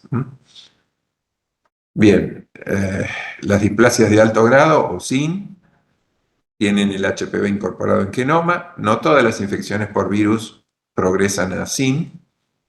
Y fíjense que la evolución, esto es importante recordar, del carcinoma invasor puede tardar hasta 10 o más años. Quiere decir que puede estar con sin 1, 2, 3, muchos años y pasar a carcinoma invasor en 10 años. Hay mucho tiempo para detectarlo. A través de la citología de Papa Nicolau, esto se puede hacer. Hay muchos otros procedimientos hoy día, pero todavía lo tradicional, citología exfoliativa, se sigue usando. El SIL de bajo grado para HPV, expectación, es decir, que hay que expectar, controlar. Si yo tengo un SIL de bajo grado, tengo que expectarlo, controlarlo con Papa Nicolau. Y si tengo un SIL de alto grado, tendría que hacer colposcopía y hacer una biopsia. La vacunación, les recuerdo que hay vacunas contra HPV 16, 18 y 6 y 11, y se deberían vacunar las niñas y niños mayores de 11 años. Bueno, listo. Ahí terminamos un poquito con el cuello. Un poco con el cuello. Vamos a hacer un pequeño impasse si ustedes tienen una pregunta acá. Así continuamos. Nos queda no mucho tiempo. No, ninguna. Media hora, un poco más. Bueno, tenemos el cuerpo uterino, mucosa, endometrio, muscular, miometrio y serosa, perimetrio. Eso lo manejan bien. No me voy a extender mucho en lo que se ve en el Power, que van a ver ustedes, en la histología que divide el endometrio en capa funcional y basal, el miometrio de qué tipo de tejido tiene, muscular liso, conectivo, eso lo saben, la distribución longitudinal, circular y longitudinal, el perimetrio tiene conectivo y mesotelio. Bueno, cómo se vería la pared del útero, tampoco me voy a extender en esto, dónde está la mucosa que se llama endometrio, y esto sería el miometrio que ven acá. Voy a pasar esto un poquito rápido, depende del momento en que se estudie el cuerpo uterino, vamos a encontrar modificaciones en mujeres jóvenes, todos lo recuerdan bien, el endometrio en la etapa menstrual, el endometrio proliferativo y el secretor. No creo que sea necesario repasar mucho esto, ¿no? Porque esto es ciclo ovárico y endometrial, que hay que saberlo sí o sí, ya lo aprendieron en histología y no olvídenselo nunca, no hay que olvidarlo. Maduración del folículo, secreción hormonal, la fase folicular, la fase de la ovulación y la lútea, se traduce en una fase estrogénica o proliferativa a nivel del endometrio y una fase progestacional o secretora en la segunda parte del ciclo. Esto lo manejan bien, ¿no? Fase menstrual, proliferativa y secretora. Acá actúan estrógenos principalmente y acá progesterona. ¿Eso lo tienen claro? Sí, profe. No olvidárselo nunca. Bueno, ciclo endometrial, que acá está descrito, yo lo hice en detalle para subirlo al entorno. Incluso en el ciclo endometrial se podía hacer un fechado endometrial. Hoy por hoy no se usan. Antes se hacían biopsias cuando se investigaba cómo estaba el ciclo en la mujer, podían hacer varias biopsias, pero hoy no se hace, se hacen dosajes hormonales. Es decir, cuando había un problema en que la mujer no tenía sus embarazos, se le investigaba también el endometrio, pero hoy por hoy no se hace de esa forma. Pero bueno, el inicio del ciclo siempre es el día 1, el primer día de la menstruación, ¿no? Luego viene el que le sigue, es el periodo proliferativo, sería esta fase. Luego viene la secretora, que podía numerarse. Nosotros podíamos saber, de acuerdo a la biopsia, en qué día estaba ese endometrio. Bueno, esto se los dejo para que lo lean con detenimiento. Fase secretora, ya acá aparecen vacuolas secretoras, esto es fase secretora, en un día 16. Luego un día 19, los núcleos están más hacia la base, el día 20, la secreción intraluminal, 21, edema estromal, o sea, la secreción va progresando dentro de la célula y se vuelca en la luz. Y al final de la fase secretora aparece la transformación de la decidua, o una transformación que se llama decidual, predecidual, porque no es decidua del embarazo. Pero esos cambios que se ven por la progesterona aparecen alrededor de las arteriolas, luego se generaliza. Por último, si no hay gestación, recuerden que las arteriolas se contraen, entra en hipoxia, ese endometrio funcional, y se pierde la capa funcional en la menstruación. Y aparecen leucocitos, muy común, antes de que se provoque la descamación. Esto es fase secretora, glándulas del serrucho, no cabe duda, fase secretora. Y por último, fase menstrual, dijimos, o si ustedes quieren, al comienzo, donde hay disgregación, hemorragia, células en apoptosis, se descama toda la parte funcional. Bueno, pero puede haber causas de hemorragia uterina anormales, que la menstruación es la pérdida de un endometrio funcional, un endometrio, perdón, en etapa progestacional final, ¿es así? Eso sería menstruación. Pero puede haber otras causas de hemorragia que no son normales. En caso de la pubertad precoz, ciclos anovulatorios, problemas hormonales en general, pueden dar a distintas edades hemorragias, que se llaman metrorragias. Fíjense que también en mujeres mayores hay que pensar, aparte de los ciclos anovulatorios, que serían aquellos ciclos de una sola fase, tener en cuenta siempre el carcinoma que puede generar hemorragia, la hiperplasia del endometrio y los pólipos. Toda hemorragia de la posmenopausia siempre tiene que ser sospechada como un carcinoma endometrial. No quiere decir que lo tenga, pero siempre investigar un carcinoma de endometrio en una hemorragia de la posmenopausia. Bueno, hemorragias disfuncionales, quiere decir que aquí hay trastornos muchas veces sin lesión orgánica, pero pueden ser hormonales, endocrinos, poliquistosis ovárica, vamos a ver después, la obesidad, la malnutrición, pueden traer hemorragias. Las inflamaciones son las endometritis, agudas y crónicas. En las crónicas se destacan los plasmocitos. Hay distintas causas que caben. El DIU puede generar endometritis, posaborto, posparto, tuberculosis también. ¿Escucho? ¿Alguna pregunta? No. Bien. Jorge tiene el micrófono. Jorge, cierre el micrófono. Jorge. Están hablando, claro. Bueno, entonces, endometritis. Las endometritis son más comunes en determinados momentos, sobre todo posaborto o posparto. Esto hay que saberlo bien, que es la endometriosis. Es una enfermedad donde hay tejido endometrial fuera de su lugar habitual. Puta que pariu. Y ese tejido es funcionante.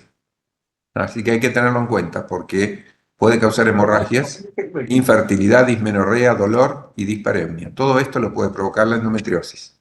Son glándulas y o estroma endometrial fuera de la cavidad uterina. ¿Dónde? Primero en ovario, también en ligamentos o en tabiques, en fondo de saco, en peritoneo, en apéndice, en vagina, en cicatrices de la parotomía. Puede haber endometriosis en todos esos lugares, pero lo más común es encontrarlo en los ovarios. El tejido endometriósico tiene aromatasa, esta enzima muy particular produce estrógenos, así que trae muchos trastornos la endometriosis y hay varias formas de explicarla. ¿Cómo puede aparecer ese tejido endometriósico fuera del útero?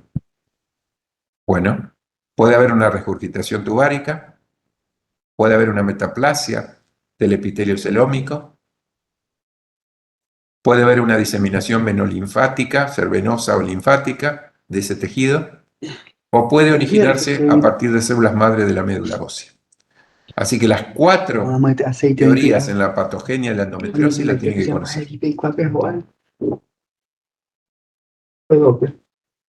Alguien levantó la mano, pero me pregunta. Sí, profesor.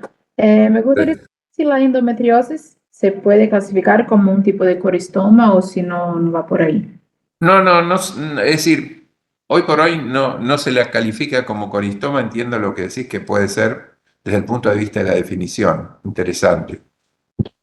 Simplemente como glándulas y estroma endometrial fuera de la cavidad uterina y esas son las distintas posibles causas.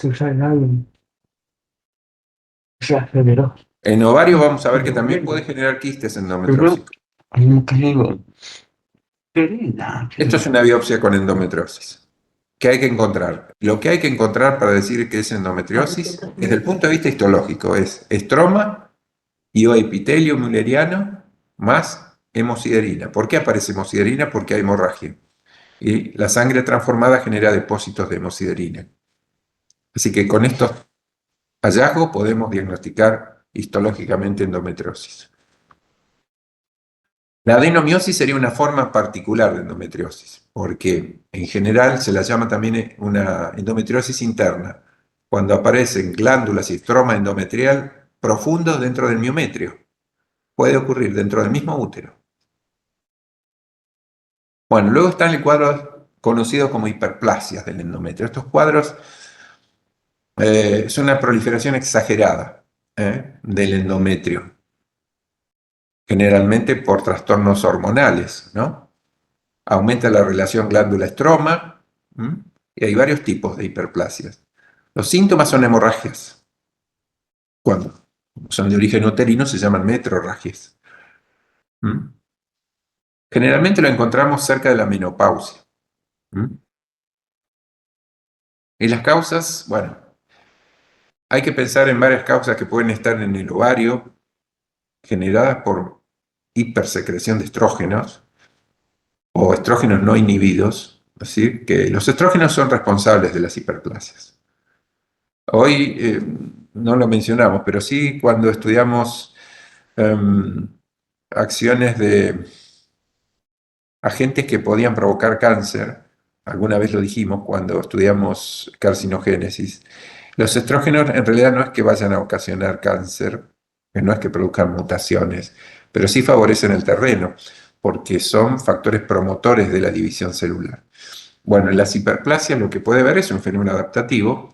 Un exceso de estrógeno puede aumentar la proliferación celular y entonces generar una hiperplasia de endometrio. No significa que la hiperplasia sea sinónimo de cáncer, no lo es. ¿Cuándo se puede ver hiperplasia? En enfermedades relacionadas con las hormonas. Enfermedad poliquística del ovario, tumores ováricos, de la granulosa, muchos casos de exceso de función cortical ovárico, administración prolongada de estrógenos, obesidad, menopausia, es decir, que hay varias causas asociadas al exceso de estrógenos. Y el exceso de estrógenos puede provocar una hiperplasia de endometrio. Pero las hiperplasias del endometrio no todas se relacionan con el cáncer. Saber que hay varios tipos, hay dos. Una sería la hiperplasia endometrial benigna no atípica y otra sería la neoplasia endometrial intraepitelial o también llamada antes hiperplasia atípica. O sea, una benigna, otra atípica o neoplasia endometrial intraepitelial. Estas que están acá corresponden a una verdadera hiperplasia. Es una proliferación policlonal por exceso de estrógenos. Estas otras corresponden a una neoplasia no invasiva porque la proliferación deja de ser policlonal, sino que se hace clonal. Por eso se habla de neoplasia intraepitelial endometrial. Entonces, cuando hablan de hiperplasia, hay dos tipos: hiperplasia endometrial benigna y la neoplasia endometrial intraepitelial o NIE, también llamada hiperplasia atípica. Ejemplos: esto sería un estadio de endometrio proliferativo, fisiológico. Esto sería un exceso de proliferación que generaría la hiperplasia. Esto. Todo esto es hiperplasia endometrial usual benigna. Esto otro es la hiperplasia llamada atípica, porque además de la proliferación celular aparecen algunas atipías citológicas que se pueden ver con mayor aumento, y además se pierde la expresión del PTEN, que es una proteína homóloga de fosfatasa y tensina. El gen PTEN se puede llegar a mutar, es un gen supresor, y aparece muchas veces mutado en las hiperplasias atípicas del endometrio y en el carcinoma endometrial. Parece que la ausencia de este gen supresor aumenta aún más la sensibilidad celular al estímulo estrogénico. Este sería un endometrio proliferativo en este sector. Seguimos mirando la biopsia, en este otro sector encontramos una neoplasia intraepitelial endometrial. Puede coexistir unos con otros. Se pierde este gen supresor PTEN. La hiperplasia puede ser simple, compleja, y ser la hiperplasia simple sin atipía, o ser una hiperplasia con atipía, que sería la atípica o neoplasia intraepitelial endometrial. Y esta sí puede conducir al carcinoma, ¿sí? Considerado como precancerosa la neoplasia endometrial intraepitelial. La hiperplasia endometrial benigna tiene un efecto estrogénico prolongado, pero la importante a recordar es la neoplasia endometrial intraepitelial o atípica, que es considerada precancerosa. Bueno, luego están los pólipos endometriales, así como habiendo cervicales puede haber endometriales. Hay que estudiarlos histológicamente, muchas veces corresponden a zonas de hiperplasia localizada. Y el carcinoma endometrial, que es un cáncer invasivo, el más común del aparato genital femenino. Recordarlo, hoy superó a la estadística del cáncer de cuello. Quizás porque la detección del cáncer de cuello ha avanzado mucho. La cuarta causa de cáncer en la mujer después de la mama, en primer lugar, pulmón, colon, y después le sigue el endometrio. Pero suele ser curable si se trata a tiempo. Profe, ¿y se diagnostica con el PAP también? Es más difícil diagnosticarlo con el PAP, porque para diagnosticar con el PAP se tienen que descamar células. Y del endometrio no es tan fácil llegar a que se descamen. Por eso se puede llegar a ver cuando es muy avanzado ese carcinoma endometrial. Si no, es muy difícil hacer un diagnóstico precoz por el Papa Nicolau. Es posible, pero difícil. Porque tienen que caer justo dentro del extendido células que se han desprendido del endometrio, que está más alto también. Adenocarcinomas, clasificación. El endometroide es uno de los más comunes. Luego está el carcinoma seroso y el carcinoma de células claras, que son más agresivos. Otros menos frecuentes los tienen acá. Al menos recordar los primeros dos. Y los grados 1, 2 y 3 en general se refieren a si tienen buena diferenciación en glándulas o tienen áreas sólidas. Cuanto más glandular y menos áreas sólidas sería un grado 1. El grado 3 tiene más áreas sólidas, que no ha desarrollado glándulas, menos diferenciado. O sea, grado 1, 2 y 3, aplicable para el endometroide, cuanto más glándulas tienen, mejor diferenciado, mejor pronóstico. Y los estadios, que se parecen mucho a los de cuello, tienen 1, está localizado al cuerpo, 2, invade cuello, 3, pelvis, y ya dentro del 3 tenemos 3A, 3B, 3C, 4A y 4B, donde hay metástasis o diseminación a otros órganos. Bien, vamos a ver acá 2 vías posibles para desarrollar cáncer de endometrio. La del carcinoma endometrioide es esta que ven superior. Y la que ven debajo es la otra forma que surge de un endometrio atrófico de la posmenopausia. Así que son 2 vías distintas. Esta en mujeres de la menopausia más temprana y estas en mujeres menopáusicas más tardías. Estos se asocian a los estrógenos y estos se asocian a mutaciones sobre todo de P53. Bien. Fíjense cómo va evolucionando esto. Esto sería un endometrio proliferativo, pasa a un endometrio hiperplásico sin atipía, luego hace una hiperplasia atípica y por último un carcinoma endometrioide grado 1 en principio, después puede hacer grado 2 o 3. Y se van mutando distintos genes, pasando del PTEN, que es el primero, es un gen supresor, luego algunos relacionados con la inestabilidad microsatelital o la reparación del ADN, luego el RAS, y ahí finalmente una activación o desactivación de varios genes relacionados con la proliferación celular, terminando en un carcinoma endometrioide o adenocarcinoma, si ustedes prefieren, de endometrio. Esta otra vía, del endometrio atrófico de una posmenopáusica, puede surgir un carcinoma intraepitelial llamado seroso o eventualmente de células claras, pero la primera mutación que aparece es P53. Se pueden sumar otras después y hacer el llamado adenocarcinoma o carcinoma seroso o de célula clara. Entonces, al primero le llamamos tipo 1, el endometrioide, el más común, mujeres de alrededor de 60 años. Fíjense, el tipo 2 se da en mujeres mayores de 60. El hiperestrogenismo frecuente en el tipo 1, infrecuente en el tipo 2. La hiperplasia típica asociada al tipo 1 y la neoplasia intraepitelial endometrial al tipo 2. Grado tumoral bajo en el tipo 1 suele ser alto en el tipo 2. La invasión del miometrio suele ser más profunda en el tipo 2.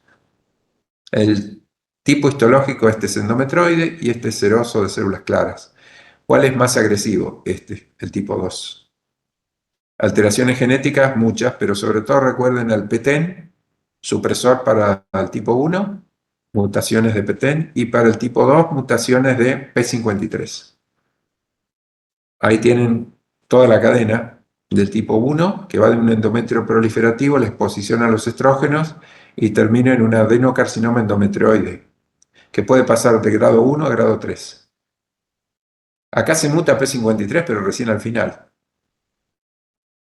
Estos son los ejemplos de adenocarcinoma endometrioide, forma glándulas o tubos. Esto es muy característico. Ahí ven, glándulas o tubos que están infiltrando.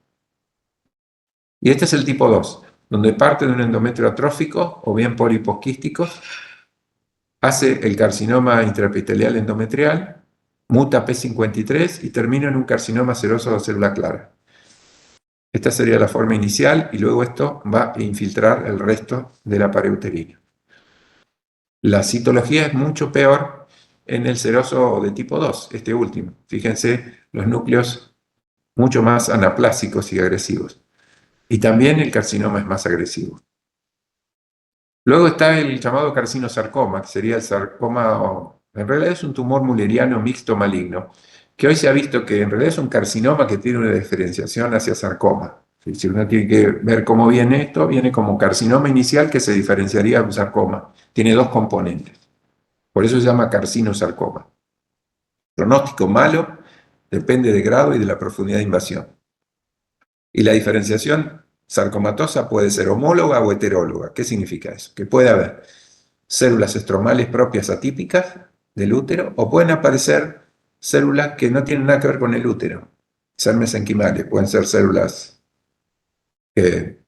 semejan a osteoblastos atípicos o células del cartílago o de otros tejidos mesenquimales. Luego están los tumores del estroma del endometrio. Acá hay algunos benignos y otros malignos. ¿Cuáles son benignos? Se llaman nódulos estromales. Y malignos, adenosarcomas, sarcomas de bajo grado y de alto grado. Recuerden que hay sarcomas de bajo y alto grado en el endometrio, originados ahí. Luego, este es uno de los más comunes, el más común de la mujer, el leiomioma. Recuerdan que era una neoformación de músculo liso que no tenía cápsula, que tenía un crecimiento expansivo, células arremolinadas, baja actividad mitótica. Se originan en el miometrio, pero pueden ser submucosos, intramurales o subserosos, de acuerdo a su localización. Pueden ser únicos o múltiples. Se pueden sospechar la presencia porque a veces generan hemorragias y otras veces pueden ser hallazgos en un control ginecológico. La variante maligna es el leiomiosarcoma. Esto no quiere decir que el leiomioma se transforme en leiomiosarcoma. Eso suele no ocurrir. Es una neoplasia esta maligna con diferenciación muscular lisa. El leiomiosarcoma entonces se origina de nuevo, pero no a partir del leiomioma. ¿Cómo lo diagnostico al leiomioma? Ya dijimos hoy, puede tener distintas ubicaciones y ser múltiple dentro del útero y a veces sobresalir en la pelvis. Estos son todos leiomiomas. La gente en general se hace referencia a fibroma. Dice, tenía un fibroma en útero y fue operado de un fibroma uterino, pero en realidad seguramente son leiomiomas, porque los leiomiomas que son de músculo liso son mucho más frecuentes que los fibromas. Bien, ahí lo tienen, bien circunscripto, no capsulado y tienen ese aspecto y coloración. Cuando los vemos son células que son alargadas, fusadas, arremolinadas, con baja actividad mitótica. ¿Existen leiomiomas con muchas mitosis? Sí los hay, se llaman mitóticamente activos. No significa que sean malignos. Y algunos pueden presentar núcleos bizarros. Pero entonces, ¿cuáles son los criterios de malignidad para diagnosticar esto que es un sarcoma, leiomiosarcoma? Bueno, tenemos que encontrar atipía, mitosis y necrosis tumoral para hacer diagnóstico de leiomiosarcoma. Es decir, muchas mitosis acompañadas de atipía y de necrosis. Entonces decimos, bueno, esto, y le hacemos un marcador acá para actina, por ejemplo, y da positivo, no cabe duda que es de origen muscular liso y es atípico, es un leiomiosarcoma. Cuando encontramos más de 10 mitosis por 10 campos de mayor aumento, seguramente es un leiomiosarcoma. Y si estamos entre 5 y 10 mitosis por 10 campos de gran aumento, nos tenemos que valer de la atipía. Si se corresponde con la atipía citológica, también es un leiomiosarcoma. Pero recuerden, sí. Una pregunta, ¿estas diferencias que se hacen entre leiomiosarcoma y leiomioma se da más que nada por las formas raras del leiomioma que pueden metastatizar? Mira, a ver si entendí bien la pregunta. El leiomioma suele ser circunscripto en la macroscopía, no capsulado, puede ser intramural, submucoso, subseroso. Pueden ser múltiples. El leiomiosarcoma, en general, ya macroscópicamente aparenta distinto. Pueden tener áreas de reblandecimiento porque ha sufrido necrosis y puede tener hemorragias. Eso en la macro. Y en la micro tengo que evaluar si esas células fusiformes tienen atipía o no las tienen, y cuántas mitosis encontramos, y si hay o no necrosis. Si hay necrosis, hay atipía, y hay hemorragias, con muchas mitosis, es muy probable que eso ya sea un sarcoma, es un leiomiosarcoma, porque el leiomioma no suele tener atipía, no suele tener muchas mitosis, y no suele tener necrosis. Claro, sí, porque tengo anotado como que el leiomiosarcoma puede dar metástasis, el mioma, perdón, El leiomioma puede ser el metastatizante, leiomioma, claro. hay una, sí, yo sé a cuál te referís. Hay dos referencias en el libro de formas raras de leiomiomas que se pueden extender más allá del útero. Pero esos son casos para Sí, estudiar pero siguen siendo benignos, digamos. en la bibliografía. Suelen ser histológicamente benignos. Buenísimo, gracias. Pasa que son diagnósticos complicados y difíciles porque tenemos que demostrar de que son benignos. Cuando yo tengo el tumor original, entonces para hablar de leiomiosarcoma con seguridad tengo que evaluar necrosis, mitosis y atipía. Si están presentes los tres criterios, esos son leiomiosarcoma. Haciendo la salvedad, como ella decía, que hay algunos leiomiomas que se pueden extender fuera del útero y seguir siendo benignos, paradójicamente. Profe, ¿Sí? una pregunta. Dijiste que el leiomioma tenía núcleos bizarros. ¿Qué será Puede eso? haber leiomiomas, mira, dentro de la clasificación de los leiomiomas está la forma clásica, muy fácil de diagnosticar, donde todas las células son alargadas, fusiformes, entrecruzadas, pero no hay atipía, no hay núcleos bizarros y no hay muchas mitosis. Esa es la forma clásica. Y hay formas que son, digamos, más difíciles de diagnosticar, que pueden ser los llamados leiomiomas con células bizarras o los leiomiomas con mitóticamente activos. ¿Mm? Son casos complicados. No son leiomiosarcomas. Maligno. El leiomiosarcoma es un tumor maligno. Siempre la partícula sarcoma denota malignidad. No, lo que habían hecho referencia era que hay algunos leiomiomas que podían encontrarse fuera del útero, quizá por diseminación, y no eran considerados como malignos. Pero esos son casos en estudio, digamos, casos excepcionales. No lo consideren, bueno, tienen un nombre que los puede confundir con diseminación linfomática o lo que fuere, pero hoy por hoy no se comportan como malignos. Entonces, no nos vamos a quedar con la excepción, sino con la regla, en que en general los leiomiomas son benignos, aunque muestren algunas alteraciones citológicas o de comportamiento, pero son benignos. Cuando yo pongo la palabra leiomiosarcoma, denoto tumor maligno de músculo liso. ¿Mm? Y para diagnosticarlo con certeza tendría que encontrar atipía, necrosis y alto índice mitótico.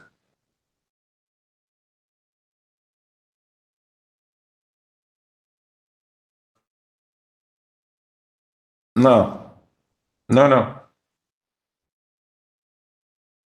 Bueno, hoy en día se usan también otros marcadores que no los vamos a decir ni a tomar ahora, cuáles son las mutaciones que pueden aparecer en leiomiomas y en leiomiosarcomas, que ahí en el libro de Robbins las denota.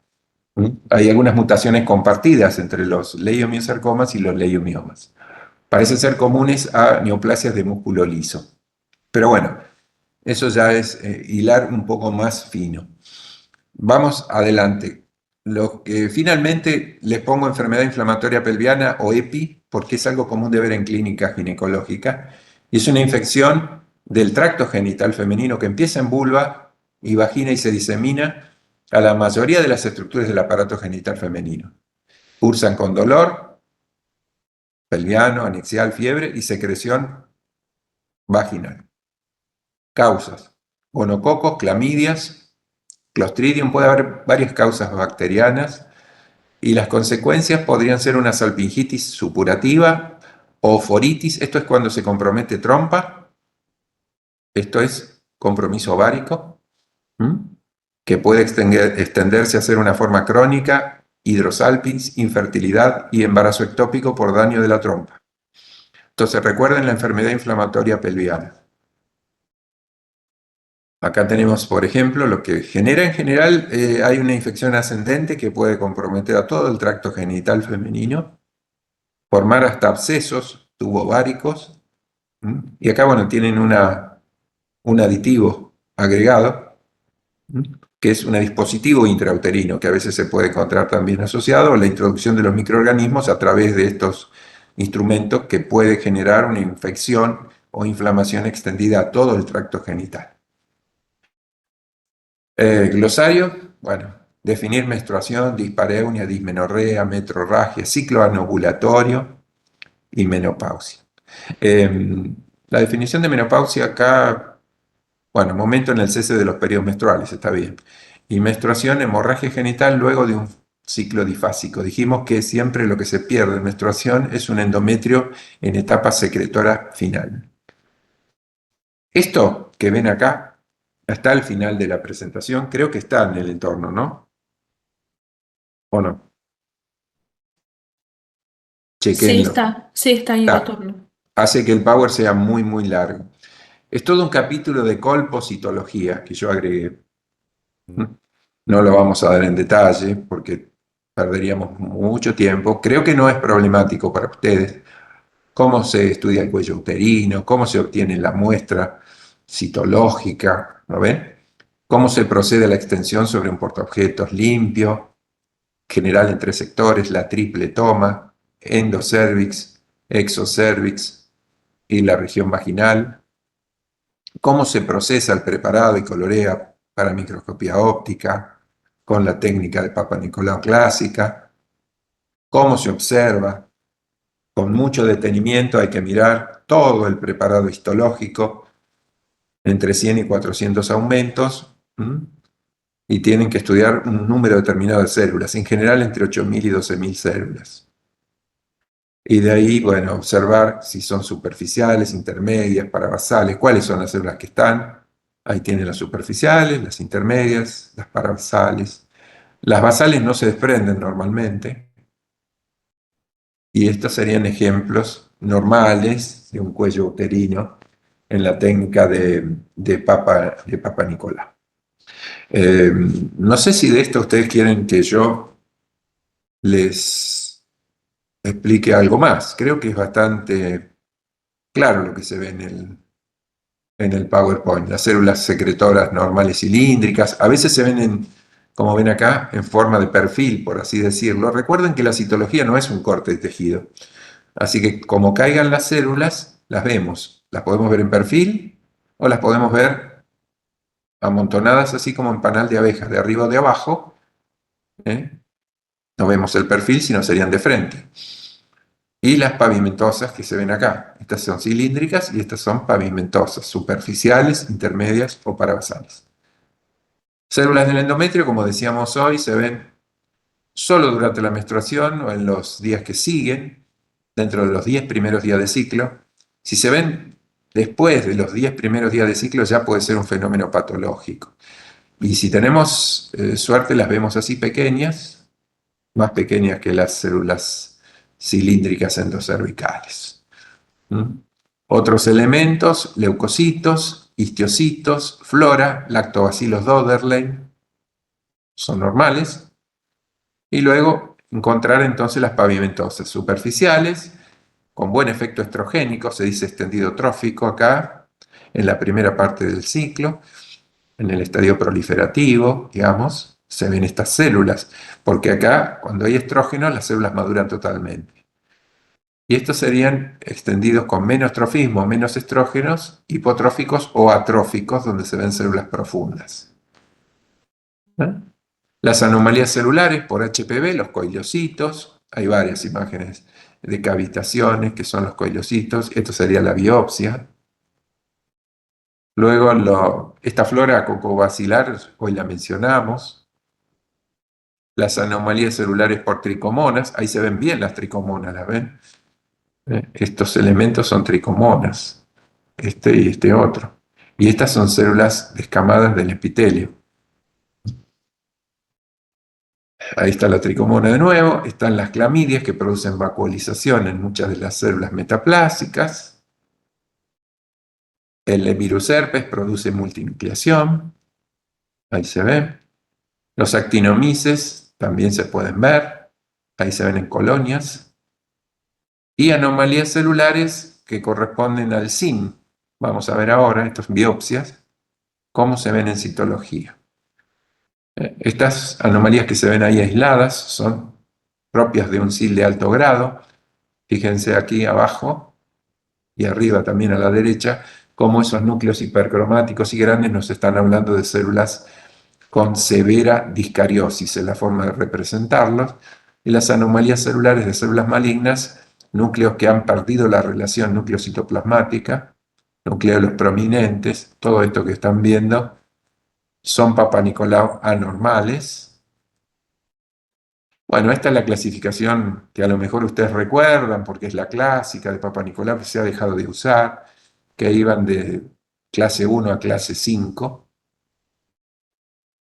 Actualmente se utiliza una clasificación más descriptiva, o bien las dos en el mismo informe.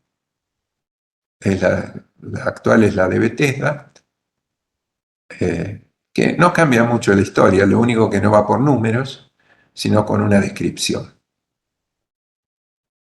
A veces la muestra puede tener mucha hemorragia y entonces no sirve para el diagnóstico, o defectos por la fijación. Recuerden que la fijación es alcohólica, no en formol. Esto es inflamación, muchos polimorfos y algunas alteraciones celulares. Ahí se ve una tricomona, acá se ven cándidas, acá hay vaginosis, dijimos, por cocobacilos. Bueno, estas son lesiones inciertas que a veces se diagnostican como anomalías de células epiteliales de significado incierto, cuando no está bien definido si esto es benigno o maligno dentro de la clasificación. Estas son de bajo grado, las lesiones, los típicos coiliocitos. Esto es compatible con una lesión de alto grado, ya las anomalías nucleares son evidentes, lo mismo que acá. Y en la parte hormonal nos interesa si es trófico, mucho efecto estrogénico, citolítico, hipotrófico o atrófico, hay más intermedias y profundas, muchas parabasales. La clasificación de Bethesda entonces es la más moderna, a veces se usan las dos.